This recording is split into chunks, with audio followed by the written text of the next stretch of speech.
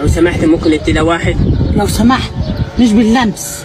معلش في حاجه اسمها بوك. معلش ان انا مش قاصد ان انا المسك اصلا، مش قاصد، انا اسف، حقك عليا. ايه اللي حصل يا جماعه؟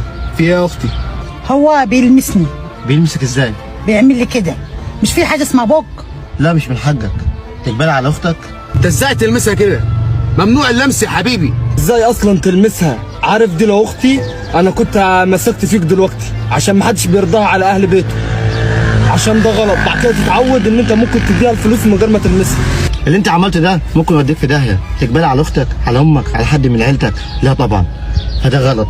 هتعلم بقى ان انت بتلمسها اي واحده تاني. والله يا جماعه انا مش قاصد، انا نيدي سليمه في قلبي، انا قلبي صافي، مستحيل ان انا اعمل كده. مفروض ما يلمسش واحده ست. من غير ما تلمسها يا حبيبي، اتكلم ببجك، ايا كان دي واحده ست برضه، ما ينفعش اللي انت بتعمله ده.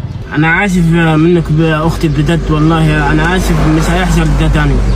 انا اسف يا جماعه، عندكم حق في كل كلمه قلتوها. جدع، هو ده اللي احنا عايزينه والله. بالظبط كده جدع، لازم تفهم ان ده غلط، ما تعملش كده تاني. فهمت يا ولدي؟ حصل خير.